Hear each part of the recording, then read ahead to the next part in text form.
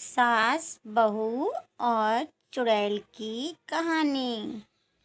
एक समय की बात है, जौनपुर नाम के एक गांव में एक बूढ़ी औरत सम्मो अपने बेटी सनी के साथ रहती थी। गांव के लोगों के अनुसार वह बूढ़ी औरत एक चुड़ैल थी, जिसने अपने पति को भी मार डाला था। गांव का आदमी, अरे भाई वो देखो शंभो चुड़ैल। दूसरा आदमी, अरे भाई कुछ भी बोल लो तुम। पहला आदमी, अरे अपने पति को भी खा गई ये। दूसरा आदमी बोलता है, अरे अगर वो चुड़ैल होती तो अपने बेटे को ना खा जाती। पहला आदमी, मत मानो, शायद वह अपने बेटे को प्यार बहुत करती है, इसलिए रात के वक्त पूरा गांव सो रहा होता है और सम्मू घर की छत पर बहुत सारा खाना खा रही होती है। सम्मू, हम न जाने मेरी भूख कब मिटेगी। गांव के लोगों को वैसे ही बहुत शक है मुझ पर। सनी के पापा के बाद एक भी इंसान का खून पीने का मौका नहीं मिला। समझ नहीं आता क्या करूं, इस खून की भूख को कैसे शांत करूं। अगले दिन सम्मो बाजार से सामान लेने जाती है तो रास्ते में उसकी एक सहेली मिलती है। सहेली किसी, ओह कैसी हो सम्मो। सम्मो, मैं क्या बताऊं, सनी के पापा के बाद शरीर कमज़ोर सा रहता है, तुम घर पर आना शाम को।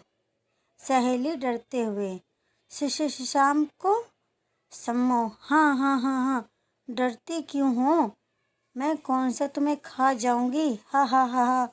सहेली, हा हा हा, नहीं नहीं बहन, मैं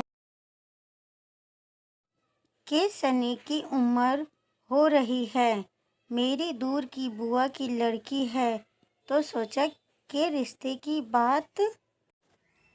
सम्मो अपनी सहेली की बात पूरी सुने बिना ही सोचने लग जाती है कि उसके खून का इंतजाम हो गया अब, और वह बिना सनी से बात किए हाँ कर देती है।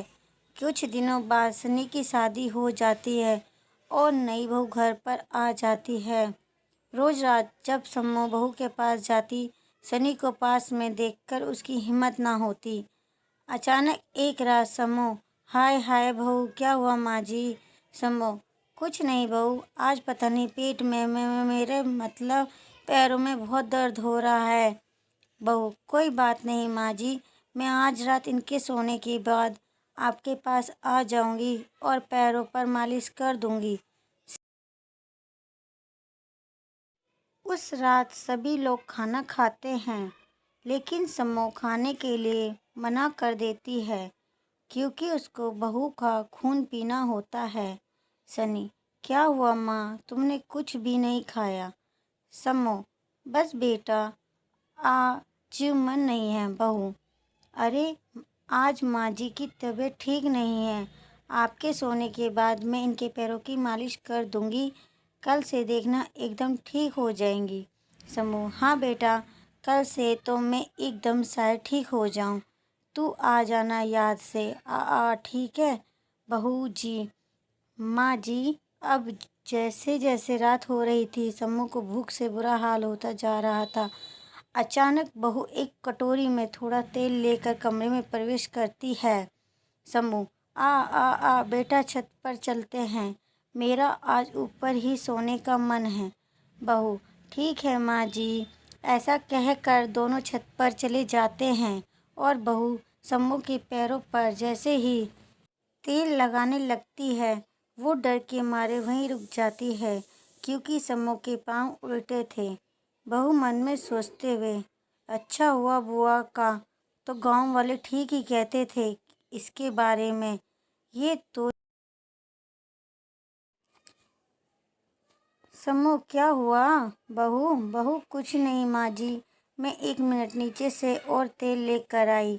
ऐसा कहते ही जैसे बहू नीचे जाने लगी, सम्मो ने उसको मन किया, लेकिन बहू एकदम नीचे गई और 5 मिनट में फिर से आ गई।